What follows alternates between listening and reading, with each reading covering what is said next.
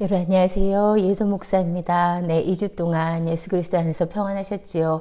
예, 우리가 이제 그 마지막 때 강의 거의 막바지에 이르고 있는데요. 예, 지금 지난 시간부터 하고 있는 것은 무엇이냐면 다니엘 12장의 예언에 의하면 1260일에 후 3년 반에 그 적그리스도의 통치가 끝나고 나서도 30일을 기다려야 되고, 그리고 그때부터 45일을 더 기다리면 복이 있다고 그랬어요. 그래서 적그리스도의 그 후 3년 반이 끝나고 나서 75일의 시간이 지나면 복이 있다는 게 무슨 말이냐면 예수 그리스도의 통치, 하나님의 나라가 시작이 된다는 것이죠. 그래서 이제 후 3년 반의 통치가 끝나면 75일이 지나고 나서 천년 왕국이 있는 것인데, 우리가 30일의 시간을 왕권 수복기라고 했습니다. 7 나팔 재앙을 끝으로 7번째 나팔을 통해서 적그리스도의 통치가 무너졌음이 선포되기는 하지만, 그러므로 적그리스도의 그 7년 통치가 끝나기는 하지만, 그러나 30일의 시간 동안 그 적그리스도의 빼앗겼던 왕권을 다시 회복하고 적그리스도를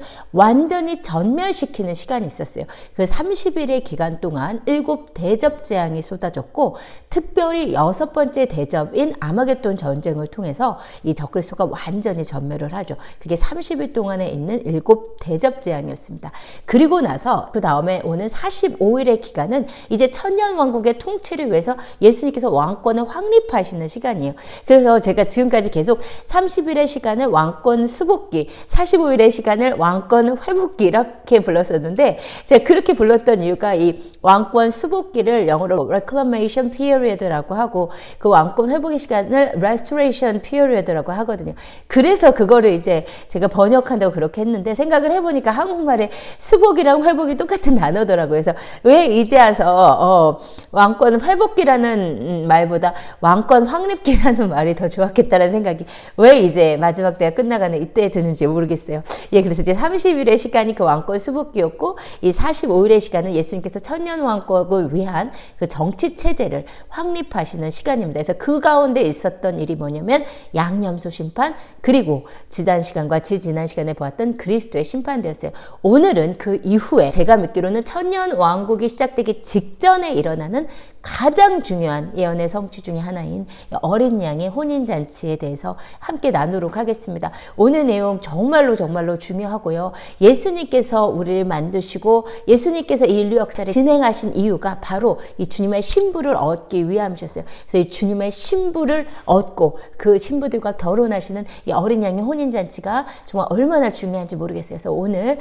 여러분 잘 들어주시고 함께 따라와 주셨으면 좋겠습니다. 그런데 이제 무엇보다도 이 주제는 너무나 오해가 팽배한 주제이기 때문에, 제가 이제 예전에도 말씀드렸지만 저는 이 마지막 때를 공부하면서 한 가지 정말로 수긍이 안 됐던 이유는 뭐냐면, 환란전 휴거론자들이 뭐라고 얘기하냐면, 교회가 7년의 시간 전에 휴거되어서 하늘에서 예수 그리스도와 결혼을 하고 이 땅에는 이스라엘이 고통을 받는다는 거예요. 그게 환란전 휴거론자들의 이론이에요. 제가 뭐 언젠가도 나누었지만 저는 제가 성경을 보는 관점에서 이것은 절대로 수긍이 되지 않았습니다. 왜냐하면 구약에 하나님께서 정말로 사랑하시고 정말 그들을 얻으신 주님께서 절대로 버리지 않겠다고 약속하신 자들이 이스라엘이거든요. 그리고 구약의 예언서에 보면 이 결혼 언약이 회복될 것들이 수도 없이 예언되어 있는데, 왜 이 세상의 학자들은 예수님과의 결혼식이 이스라엘은 놔두고 교회하고만 결혼한다고 하느냐?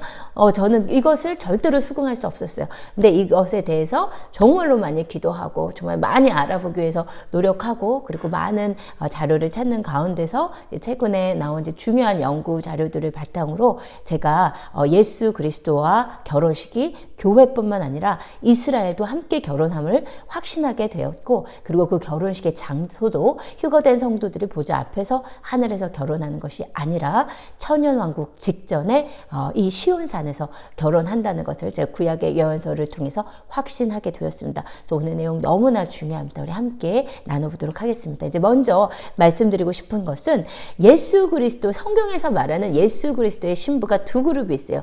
하나는 혹은 이제 하나님의 신부죠. 하나는 이스라엘이고 구약은, 신약에서는 교회가 예수 그리스도의 신부라고 합니다. 여러분 구약 성경을 제가 사실 이스라엘이 하나님의 신부고 우리 교회가 예수 그리스도의 신부고 이런 설교는 아마 제가 하는 설교 주제 중에 가장 많이 하는 설교이고 제가 가장 애정을 갖고 있는 설교예요. 우리가 예수 그리스도의 신부라는 거. 그래서 여러분 만약에 제 설교를 많이 들으신 분들이 이 설교를 듣고 계신다면 아마 이것을 이제 쉽게 아시고 이것과 관련된 여러 구절들을 제가 많이 말씀을 드렸으니까요.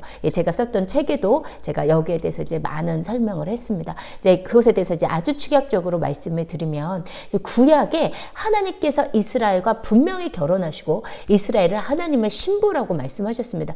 그 결혼식이 어디에서 있었냐면요, 출애굽기 19장에서 하나님께서 출애굽한 이스라엘을 시내산으로 데리고 오셔서 그들과 결혼식을 했어요. 그래서 출애굽기 19장부터 31장까지 나오는 모든 내용은, 이것은 구약의 신학자들이 동의하는 바인데요, 시내산 언약을 가장 잘 이해할 수 있는 관점은 이것을 결혼 언약으로 보는 것이다. 이것에는 동의를 합니다. 근데 특별히 그것을 어떻게 알 수 있냐면요, 출애굽기 19장에서 이스라엘 백성 하나님께서 시내산으로 부르셔서 이렇게 말씀하셨죠. 세계가 다 내게 속하였나니 너희가 내 말을 잘 듣고 내 언약을 지키면 너희는 모든 민족 중에서 내 소유가 되겠고 라고 말씀하셨는데, 그래서 이제 내 소유란 단어, 세굴라라고 하는 단어는 아무한테나 사용하는 것이 아니라 사랑의 존재예요. 결혼 언약 가운데 있는 배타적인 사랑의 존재를 향해서 세굴라라고 부르는 거예요. 하나님께서 이스라엘을 세굴라라고 불렀다는 것은 하나님께서 이스라엘과 결혼 언약을 맺으시겠다는 의미가 되는 것입니다. 여러분, 그래서 구약은 하나님께서 시내산에서 결혼하신 이후에 주님께서 계속 신실한 남편으로서 이스라엘을 사랑하시는데요, 놀랍게도 이스라엘과 유다는 그 결혼한 남편 하나님을 버리고 계속 다른 남편에게 가요. 우상 숭배를 하죠. 그것을 성경이 음행이라고 부르거든요. 그런데 이 음행이 놀랍게도 언제부터 시작됐냐면, 출애굽기 19장에서 모세가 이 결혼 언약을 맺고 있는 동안에 시내산 밑자락에서는 아론을 중심으로 이들이 금송아지 섬기죠. 그러니까 결혼식장에서 신부가 바람피는 유례 없는 이 음행이 이스라엘에게 시작되었고, 그 이스라엘이 계속해서 하나님을 배반하고 떠나가는 역사가 구약 역사 전체예요. 그래서 결론적으로 어떻게 됐냐면, 하나님께서 이 시내산에서 출애굽기 19장에서 너희가 내 말을 잘 듣고 내가 내 언약을 잘 지켜야만 이 결혼 언약이 성사가 되는 거예요. 그런데 이 언약을 배반한 거죠, 이스라엘이. 근데 하나님께서 계속 뭐라고 하시냐면, 너희가 나를 버리면 나도 너희를 버릴 거라고 하셨거든요. 근데 이스라엘이 하나님께서 그렇게 기다리시고 그렇게 선지자들을 보내셔서 그들의 마음을 돌이키려고 하셨건만, 하나님 그러시잖아요. 이사야서를 통해서 내가 내 사랑하는 포도는 위해서 노래하리라. 내가 내 포도를 위해서 한 일 왜 또 뭘 할 수 있겠냐. 포도는 이스라엘이거든. 하나님께서 이스라엘을 위해서 한 일 왜, 하나님이 그렇게 할 수 있는 일을 다 하셨단 말이에요. 이스라엘이 하나님께 마음을 돌이킬 수 있도록. 그런데 결국 그 이스라엘이 끝까지 하나님을 버림으로 말미암아 하나님께서도 약속하신 대로 그 이스라엘을, 그 예언하신 대로, 경고하신 대로 이스라엘을 버리고 끝나는 것이 바로 구약이었던 것입니다. 이것을 아주 짧게 보여주는 것이 예레미야 31장이죠. 여호와의 말씀이니라. 보라, 날이 이르리니 내가 이스라엘 집과 유다 집에 새 언약을 맺으리라. 이 언약은 내가 그들의 조상들의 손을 잡고 애굽 땅에서 인도하여 내던 날에 맺은 것과 같지 아니할 것은, 내가 그들의 남편이 되었어도 그들이 내 언약을 깨뜨렸습니다. 분명하죠. 하나님이 그들의 남편이셨지만, 그런데 그들이 하나님의 언약을 깼어요. 그렇죠? 근데 이제 구약 언약에서 분명한 것은 하나님의 신부, 하나님의 아내는 이스라엘이었던 거죠. 그런데 이 구약에서 결국 이스라엘이 하나님을 배반함으로 말미암아 이 결혼 언약이 깨지고 놀라운 은혜가 일어나는데, 오히려 그 이스라엘이 넘어짐에 이방의 복이 되어서 우리가 이 결혼 언약 안으로 들어오게 된 것이에요. 이 결혼 언약 안으로 들어온 것을 하나 이제 변화산 언약을 통해서 우리가 볼 수가 있고요. 제 책에서도 제가 자세히 썼고, 창세기 제가 강의하는 초반부에 아마 이제 창세기 한 2장 정도였을 것 같아요. 여기에서 어떻게 교회가 이 결혼 언약 가운데 들어오게 되었는지, 왜 교회가 예수 그리스도의 신부가 되었는지 이제 썼습니다. 이제 원하시는, 필요하신 분들은 좀 참고를 해보시면 좋겠고요. 또 이 신약 교회가 이 결혼 언약 가운데 들어오는 은혜를 누린 거, 오히려 구약 백성의 불순종으로 말미암아, 구약 백성이 하나님께 이 결혼 언약을 버림으로 말미암아 이것이 오히려 우리에게 축복이 되어서 우리가 이 결혼 언약 가운데로 들어오게 됐음을 보여주는 중요한 비유가 마태복음 22장의 비유예요. 이 마태복음 22장의 비유에 대해서는 오해하기가 쉬운 비유예요. 왜냐하면 마태복음 22장에서 혼인잔치에 초대된 사람들이 손님으로 표현되어 있기 때문이에요. 비록 마태복음 22장에 그 사람들이 결혼식 하객으로 표현되어 있지만 이 비유는 분명하게 예수 그리스도의 결혼식에 초대될 자들이 누구인지를 보여주는 중요한 비유입니다. 이것에 대한 아주 좋은 주석이 있어요. The figure of a wedding banquet here portrays the millennial age. 이 마태복음 22장의 결혼식이 이 천년왕국 가운데 있을 그 예수 그리스도의 결혼식임을 보여주는 정말 중요한 주석이거든요. 혹시 이제 제가 이 내용을 다 소개해드릴 수가 없어서 제 말씀을 믿으시라고 이게 좀 출처를 밝혔어요. 그래서 마태복음 22장은 여러분이 어떤 내용인지 아시겠지만 먼저 이스라엘에게 결혼식이 초대가 되죠. 근데 어떤 사람은 밭으로 가고 어떤 사람은 결혼식 난 아내를 얻었기 때문에 안 되고 다 핑계가 있어요. 이 결혼 언약이 하나도 중요하지 않은 거예요. 그래서 결혼식에 먼저 초대되었던 이스라엘이 다 이 결혼식에 노를 한 거예요. 마태복음 22장 7절에 보니까 임금이 노하죠. 그 혼인잔치에 초대했던 임금이 노하여 군대를 보내요. 그 살인한 자들을 진멸하고 그 동네를 불사르고, 이게 무슨 일이냐면 결국 하나님과의 결혼 언약을 저버림으로 말미암아 이스라엘에 임한 그 엄청난 사건이죠. 그렇죠? 그 AD 70년에 디도 장군으로 말미암아서 완전히 그 예루살렘이 초토화되고요. 그리고 나서 8절, 그것 때문에 어떤 일이 일어나냐. 이에 종들에게 이르되 혼인잔치는 준비되었으나 청한 사람은 합당하지 아니하니 내 거리길에 가서 사람을 만나는 대로 혼인잔치에 청하여오라. 그래서 이제 내 거리길은 사방, 열방, 즉 온 만민에게 복음이 전파됨을 뜻하는 거예요. 그러니까 만약에 이스라엘이 이제 복음을 받아들여 버렸다면, 제가 그 다니엘의 70일에 말씀드린 것처럼 다니엘 70일에 예수님을 그들이 받아들여 버렸으면 거기서 그냥 끝나버리는 거예요. 바로 희년이 오는 거예요. 근데 그들이 예수님을 거부하고 그들이 이 결혼 언약에 신실하지 못함으로 말미암아서 이 복음이 오히려 그들의 넘어짐이 이 만민에게 축복이 되어서 그 복음의 기회가 우리한테도 와서 우리가 결혼 잔치에 초대되는 그 놀라운 은혜를 누렸음을 보여주는 정말 중요한 비유가 마태복음 22장의 비유입니다. 그래서 이제 신약 성경에 보면 우리를, 교회를 예수 그리스도의 피로 말미암아 이 땅에 주님께서 세우신 이 교회가 예수 그리스도의 신부라고 계속 말씀을 하시는 거죠. 특히 이 비밀을 깊이 깨달은 사람이 바울이었습니다. 그래서 바울이 에베소서 5장에서 그러므로 사람의 부모를 떠나 그의 아내와 합하여 그 둘이 한 육체가 될지니 이 비밀이 크도다. 내가 그리스도와 교회에 대하여 말하노라 라고 했고요. 고린도후서 11장에서 내가 하나님의 열심으로 너희를 위하여 열심을 내노니 내가 너희를 정결한 처녀로 한 남편인 그리스도께 드리려고 중매함이로다. 네, 그렇게 예수 그리스도의 신부된 교회를 위해서 그 교회가 주님 앞에 정결하게 드려지도록 이 바울이 나는 중매를 한다라고 표현을 한 것입니다.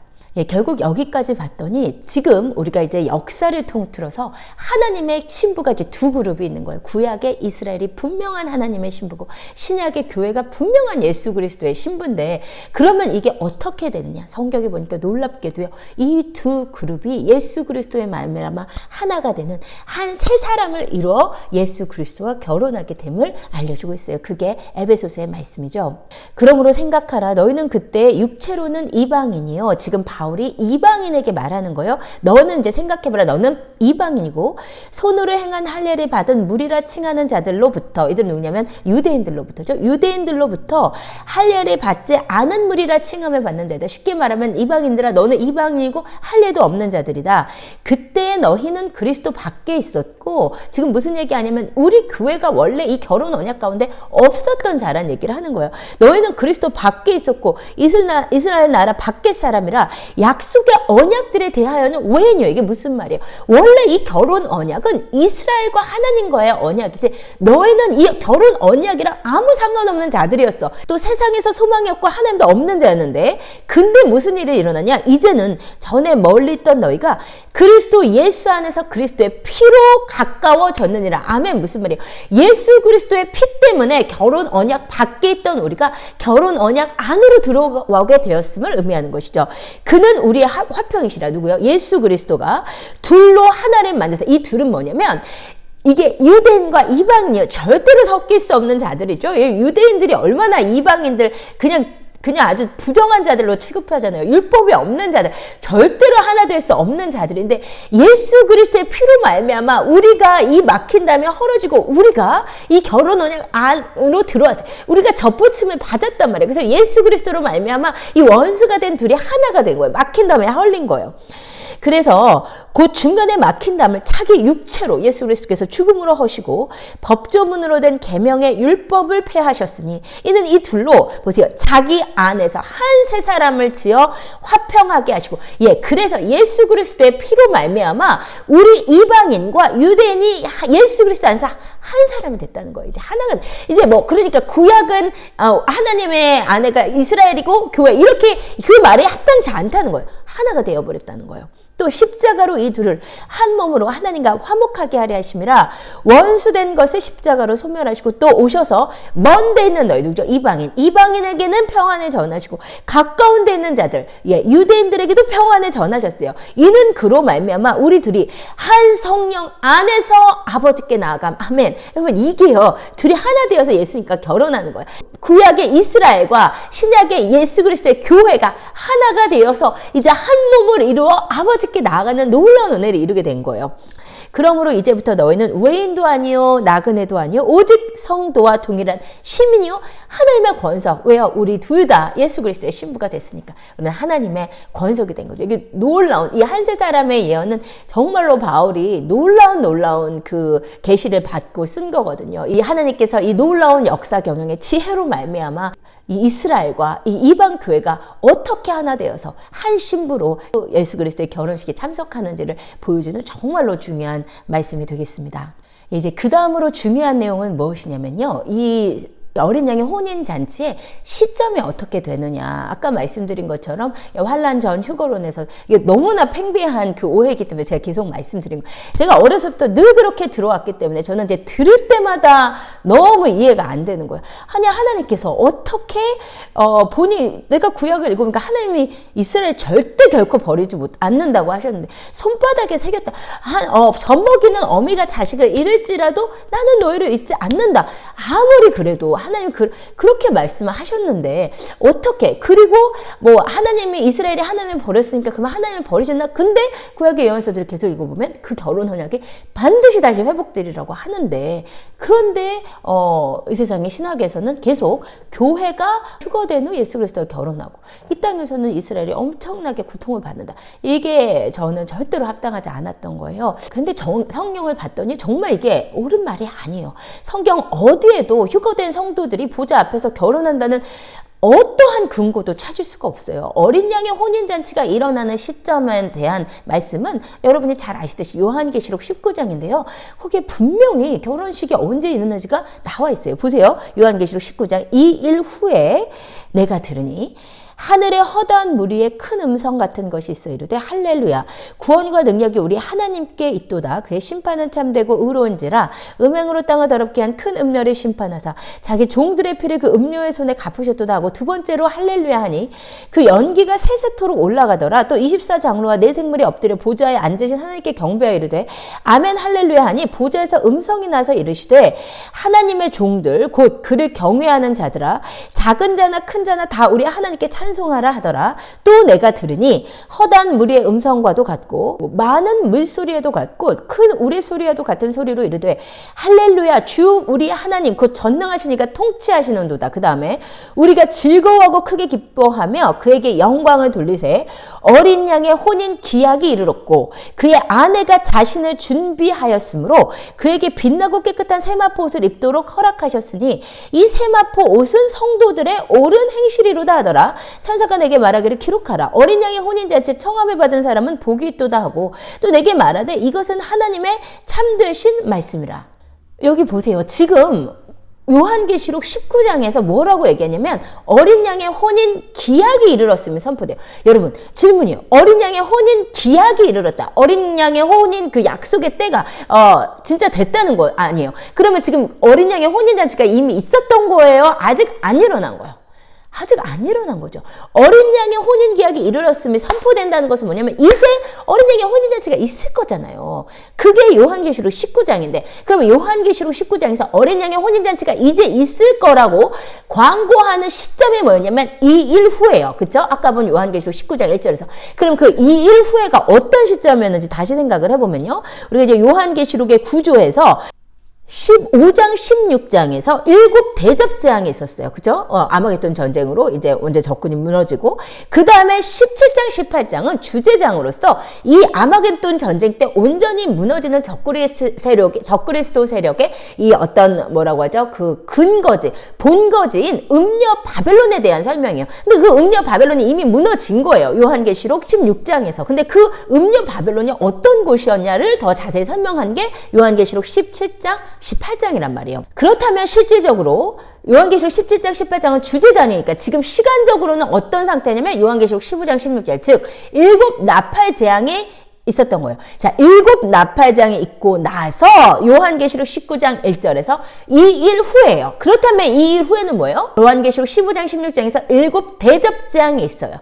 7 대접재앙이 있고 나서 그 다음에 요한계시록 19장 1절에서 이 일 후예요. 그렇다면 이 일 후에는 뭐예요? 7 대접재앙 이후죠. 분명하잖아요. 그쵸? 예. 그래서 이 일 후는 7 대접재앙이 끝나고 음녀 바벨론이 패망한 후에 어린 양의 혼인 기약이 선포됐다. 그러니까는 7 대접재앙이 끝날 때까지 어린 양이 결혼한 적 없는 거예요. 환란전 휴거로에서 말하는 것처럼 그 전에 뭐 휴거 때 이미 7년도 환란전 휴거로에서는 막 7년 시작하기도 전에 휴거된다며요. 뭐 7년 시작되기 전에 휴거하는 이런 것도 아니고 7 대접재앙 그 마지막 30일이 지나고 나서 혼인 기약이 선포된단 말이에요. 그러므로 어린 양의 혼인잔치의 시점은 7 대접재앙에 있는 그 30일의 기간 이후 천년 왕국의 시작 전인 45일의 왕권 회복의 어느 기간 중에 하나인 거예요.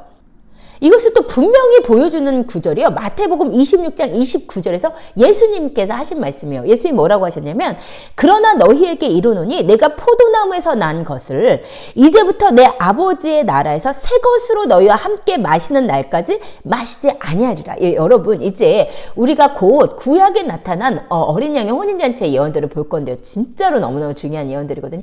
근데요. 그 구약에 나타난 어린 양의 혼인잔치에 대한 예언이 어린 양의 혼인잔치다. 이렇게 얘기를 안 하고 잔치, 뭐 연회, 뱅퀴트 그리고 뭐 포도주를 마시는 장소 이런 식으로 표현돼요. 그래서 그 언어를 아시는 분들은 이 마태복음 26장에서 예수님께서 내가 이 포도나무에서 난 것을 나중에 마시라 이 말이 예수님의 혼인잔치에 대한 얘기인 것을 알고요. 언제 예수님이 다시 마실 거라고 하셨냐면 아버지의 나라 즉 천년왕국이 시작해야 마신다는 거예요. 여러분 그러므로 제가 믿기는 이 45일의 시간에 어느 시점에 어린 양의 혼인잔치가 있는데 이 예수님의 말씀에 미루어 봐서 이 어린 양의 혼인잔치와 함께 천년왕국이 시작한다고 믿어요. 그러니까 45일의 시간의 끝자락 그리고 천년왕국의 시작의 시작점 그 시점에 어린 양의 혼인잔치가 있다고 저는 믿습니다. 예, 그림으로 보면 이렇게 되겠어요. 왕권 회복 45일 동안 양념소 심판과 그리스도의 심판대 둘 중에 뭐가 먼저인지 사실 성경에 나타나지 않지만 그러므로 이제 제가 이제 해석을 해야 되는데요. 뭐가 더 먼저라고 봐도 크게 상관은 없습니다. 근데 저는 이제 양념소 심판이 먼저 나왔고 그리스도의 심판대 그 다음에 어린 양의 혼인잔치 이렇게 보는 것이 합당하리라고 봐요.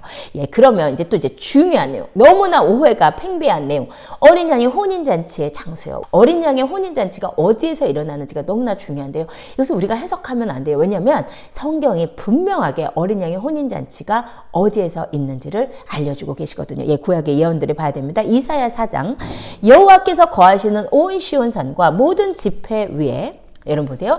예수님께서 오셔서 이제 하나님께서 오셔서 시온산에 거하실 것인데 그 하나님이 거하시는 시온산 위에 낮이면 구름과 연기 밤이면 화염의 빛을 만드시고 그 모든 영광의 덮개를 주신다고 그랬어요. 예, 하나님이 시온산에 거하시는데 그 시온산 위에 덮개를 주신대요. 그래서 이제 덮개라는 단어는 후파라는 단어거든요. 이 후파라는 단어는 무엇이냐면요. 이 사진에 있는 이거예요. 이제 결혼식 여러분이 혹시 이스라엘에 갔다 오셨으면 후파를 종종 보실 수 있어요. 요즘도, 그러니까 이게 아주, 이게 이스라엘의 전통적인 결혼식이 늘 후파, 이렇게 위에, 이렇게 흰색 커튼처럼 쳐 있는 것을 치고 결혼을 하는데요.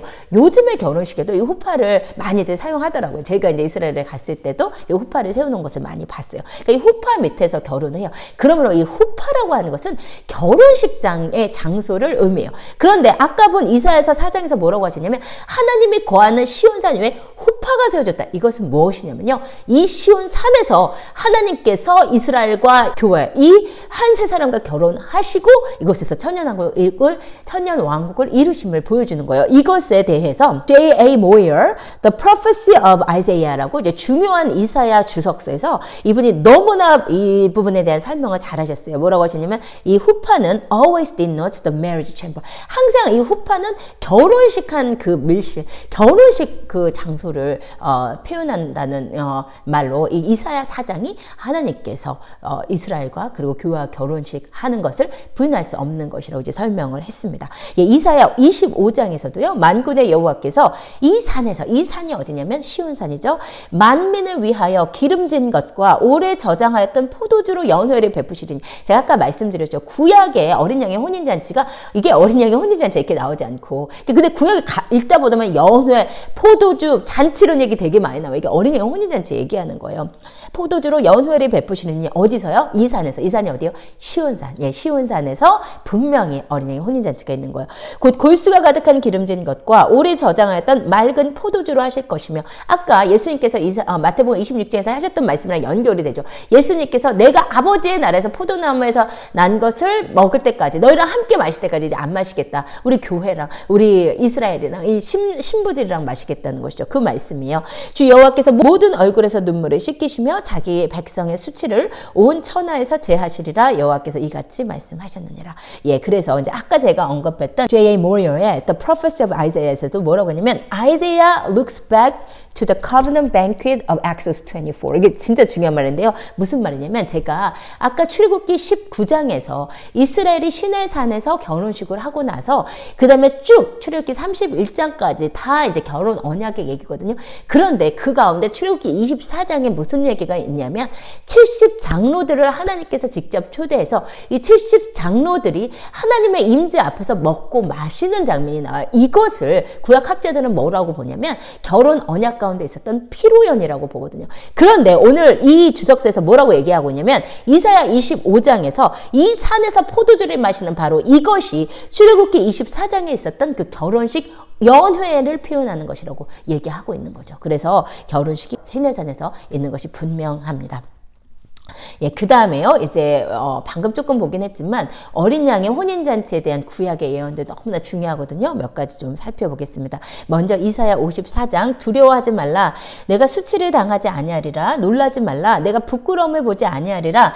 내가 내 젊었을 때의 수치를 잊겠고, 과부 때의 치욕을 다시 기억함이 없으리니. 여러분, 이게 진짜 기가 막힌 거죠. 예, 지금 이스라엘의 역사가 어떻게 되는지 너무나 잘 알고 있었죠. 원래 하나님과 결혼을 했었는데, 이들이 하나님을 배신하고 떠나서 하나님이 이들을 버렸었어요. 그러다가 이 아내를 다시 주님이 찾으시는 거잖아요. 결혼 언약이 회복되는 거잖아요. 그러니까 하나님께서 뭐라고 하셨냐면, 너가 그 남편한테 버림받았던 너의 이 젊었을 때의 수치를 잊겠고, 그러니까 이 구약 때의 역사, 지금까지 하나님께 버림받은 이 역사를 과부 때의 치욕이라고 하는 거예요. 이것을 다시 기억함이 없으리니 이는 너를 지으시니까 내 남편이시라. 그의 이름은 만군의 여호와이시며 내 구속자는 이스라엘의 거룩한 이시라. 그는 온 땅에 하나님이라 일컬음을 받으실 것이라. 분명히 이스라엘의 결혼 언약이 회복되는 거죠. 이사야 54장, 여호와께서 너를 부르시되 마치 버림을 받아 마음에 근심하는 아내, 곧 어릴 때 아내가 되었다 버림받은 자. 예, 그래서 그렇지. 구약에 이스라엘이 먼저 하나님의 버림으로 말미암아 하나님이 하실 수 있는 일을 모두 하셨는데 끝까지 이스라엘이 안 돌아오니까 하나님이 버리셨단 말이에요. 그 얘기하는 거예요. 그때 시간을 아까는 과부 때, 또 젊었을 때 수치라고 했고, 방금은 뭐라고 하냐면 너가 어릴 때라고 표현한 거예요. 어릴 때 아내 되었다가 버림받은 자에게 함과 같이 이제 주님께서 다시 잘하시는 거예요. 내 하나님께서 말씀하셨느니라. 내가 잠시 너를 버렸으나 큰 금휼로 너를 모을 것이요 내가 넘치는 진노로 내 얼굴을 내게서 잠시 가렸으나 영원한 자비로 너를 긍휼히 여기리라. 내 구속자 여호와께서 말씀하셨느니라. 분명히 주님께서 이 결혼 언약 회복하시는 거예요. 이스라엘과 결혼 당연히 하시는 것입니다. 이사야 62장, 나는 시온의 의가 빛같이 예루살렘의 구원 구원이 횃불같이 나타나도록 시온을 위하여 잠잠하지 아니하며 예루살렘을 위하여 쉬지 아니할 것인즉 이방 나라들이 내 공의를 뭇 왕이 다 내 영광을 볼 것이요 너는 여호와의 입으로 정하실 새 이름으로 일컬음이 될 것이며 너는 또 여호와의 손에 아름다운 관 내 하나님의 손에 왕관이 될 것이라. 다시는 너를 버림받은 자라 부르지 아니하며 다시는 내 땅을 황무지라 부르지 아니하고 오직 너를 헵시바라고 하며 내 땅을 뷸라라고 하리라. 야, 헵시바 뷸라 다 뭐예요? 결혼한 자, 사랑받는 자 이런 뜻이잖아요. 그러니까 이 이스라엘이 이제 헵시바 뷸라가 된다니까요. 이는 여호와께서 너를 기뻐하실 것이며 내 땅이 결혼한 것처럼 될 것입니다.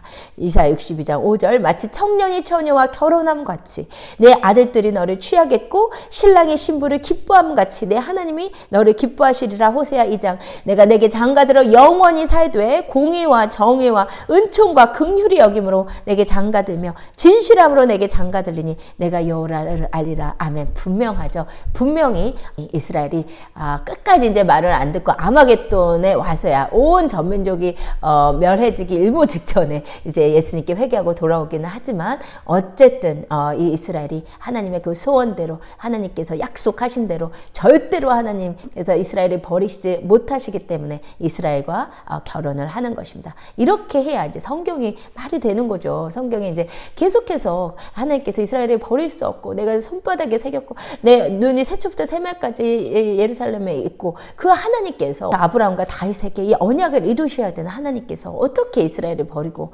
교회와만 결혼하실 수 있겠어요? 이스라엘과 분명히 다시 결혼하시는 것입니다. 물론 이제 환란전 휴거론에서도 이제 몇 가지 입장이 있는데 또 어떤 부류의 학자들은 휴거된 성도들과 예수님 먼저 결혼하시고 또 천년왕국 전에 이스라엘과 따로 결혼한다 이렇게 주장하시는 분들도 계시기는 해요. 그런데 우리가 아까 봤던 것처럼 이 한 세 사람을 이뤄서 결혼하는 게 중요합니다. 한 세 사람을 이뤄서요 교회와 이스라엘이 같이 천년왕국 전에 예수님과 결혼하는 것입니다. 예, 그러면 이제 가장 중요한 내용은 뭐겠냐면 그러면 혼인잔치에 누가 들어가느냐, 혼인잔치에 들어갈 자격을 갖춘 자가 누구냐 이거겠죠. 되게 중요한 문제예요. 왜냐면 우리가 결혼식에 참석해야 되니까요. 그렇죠? 자, 마태복음 22장의 비유, 제가 이제 또 똑같은 이 주석서를 인용하는 이유는 이제 마태복음 22장의 비유에는 정말로 두 가지 중요한 의미를 담고 있어요. 하나는 아까 말씀드린 대로 이 어린 양의 혼인잔치에 먼저 초대되었던 이스라엘이 그 결혼식에 참여를 거부함으로 말미암아 이방인에게 이 결혼식에 초대의 기회가 오게 되었다는 중요한 의미가 있고요. 또 하나 중요한 메시지는 뭐냐면요. 우리가 알듯이 마태복음 20장 12절에 이르되 친구여 어찌하여 예복을 입지 않고 여기 들어왔느냐 하니 그가 아무 말도 못하거늘 임금이 사원들에게 말하되 그 손발을 묶어 바깥 어두운 데 내던지라.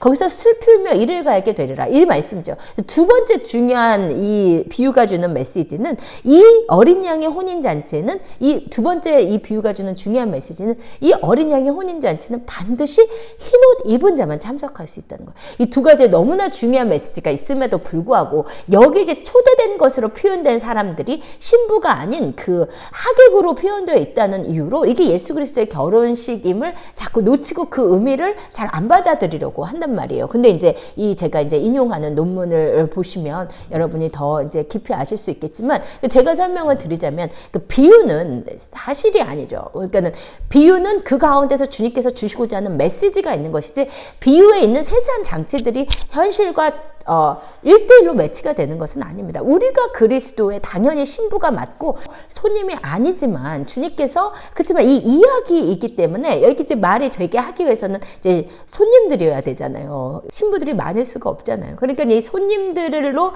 이 비유의 장치를 두셨지만 물론 우리에게 하시는 메시지이고 여기서 하시고자 하는 중요한 메시지는 반드시 흰옷을 입어야만 결혼식장에 어린 양의 혼인잔치에 참석할 수 있다는 것이에요. 비유의 장치가 어떻게 됐든 이 중요한 메시지를 놓치면 안 되겠죠. 이 비유가 하시려는 말씀이 무엇인지만 우리가 확실히 알면 되는 것입니다. 그런데 이 비유에서도 마태복음 22장에서도 흰옷을 입어야 결혼식에 올 수 있다고 했는데 우리가 아까 요한계시록 19장에서 어린 양의 혼인 기약이 이르렀음이 선포될 때도 동일한 말씀이 있었죠. 그 부분 볼게요. 다시 볼게요. 우리가 즐거워하고 크게 기뻐하며 그에게 영광을 돌리세요.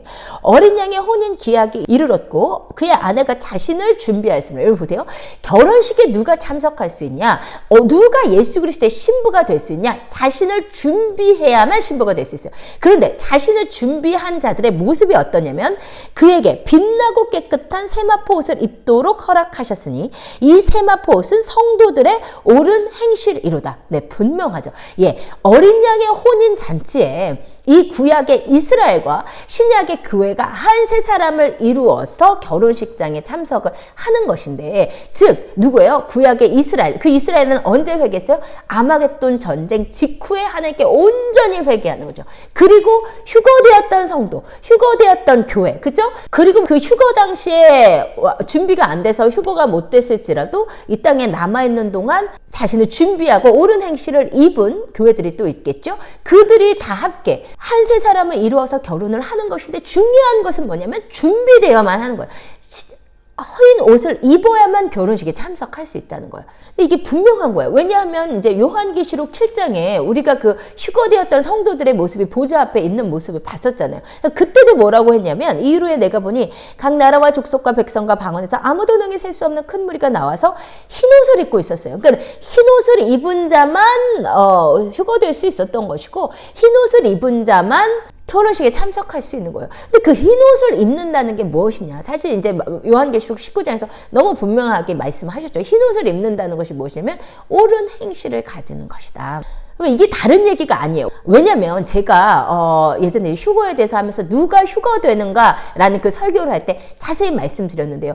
예, 휴거된 성도들은 흰 옷을 입고 있어야 되는데 누가 휴거됐었냐? 마태복음 25장에 10처녀가 있었잖아요. 그런데 등만 준비하고 기름은 준비하지 않은 5처녀는 기름이 없었기 때문에 불이 없는 거죠. 불이 활활 타오르지 못했기 때문에 휴거되지 못했고, 기름을 함께 준비한 5처녀만 거기에 불을 비치고 있었기 때문에, 이 빛을 비치고 있었기 때문에 휴거가 됐던 거죠. 여기에서 이 빛을 비춘다는 것이 무엇인지 제가 그때 자세하게 성경을 풀어서 말씀을 드렸었어요. 조금만 다시 말씀드리면, 마태복음 5장에서 이 빛이 뭐라고 했냐면, 너희는 세상의 빛이라.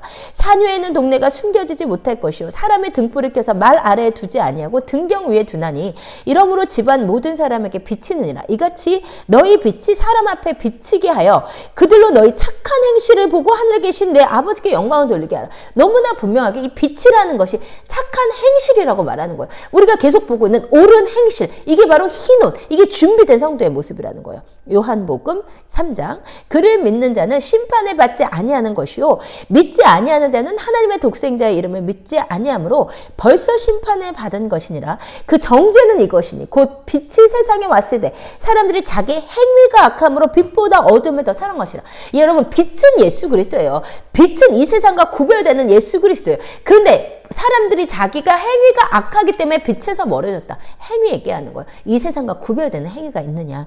요한복음 3장, 악을 행하는 자마다 빛을 미워하여 빛으로 오지 아니하나니 이는 그 행위가 드러날까 하며, 진리를 따르는 자는 빛으로 오나니 이는 그 행위가 하나님 안에서 행한 것임을 나타내려 하느라. 다 똑같은 얘기 하잖아요. 행위가 있는 게 빛을 비치는 거예요. 왜냐면 그게 어두운 세상이랑 구별되는 거니까. 여러분, 우리가 이제 세상의 빛이요, 이게 무슨 말이냐면 어둠이랑 빛이 구별되잖아요. 뭘로요? 행위로, 옳은 행실로. 요한일서 6장, 만일 우리가 하나님과 사귐이 있다 하고 어둠에 행하면 거짓말을 하고 진리를 행하지 아니하거니와 그가 빛 가운데 계신 것 같이 우리도 빛 가운데 행하면 우리가 서로 사귐이 있고. 자, 빛 가운데 있는 것은 빛 가운데 행하는 거예요. 빛 가운데 행할 때 우리가 예수 그리스도와 사귐이 있다. 그러니까 결국 뭐예요? 진짜 예수 그리스도랑 사귐이 있다는 거, 진짜 예수 그리스도 하나 되어 있다는 것의 증거는 뭐냐면 빛 가운데 행하고 있다는 거예요. 세상과 구별되는 옳은 행위를 가지고 있다는 거예요.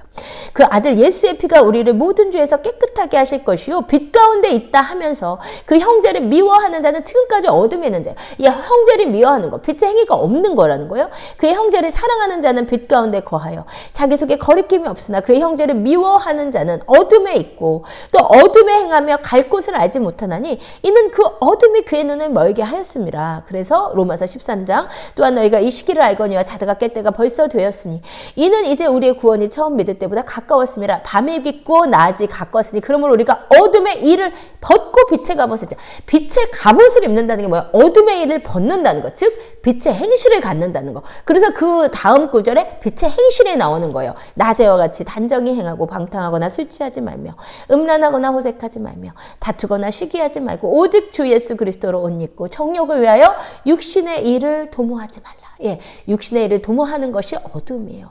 거룩한 행실을 갖는 게 빛이라는 얘기예요. 그래서 빌립보서 2장 15절.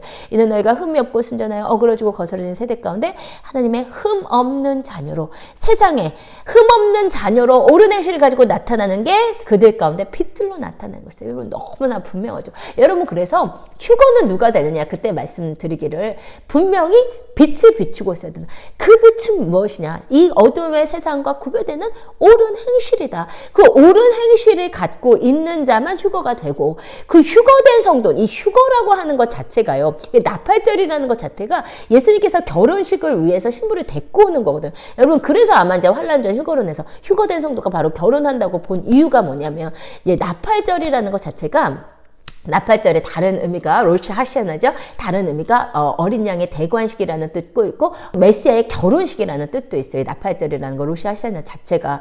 그러니까 그래서 휴거돼서 결혼한다고 본 거예요. 근데 그것은 옳지 않아요. 휴거는 예수 그리스도께서 신부를 데리러 오시는 것은 맞아요. 근데 결혼식은 나중에 있는 거예요. 이스라엘이 회개할 때까지 기다리고 있는 거예요. 먼저 준비된 이 교회가 신부들이요.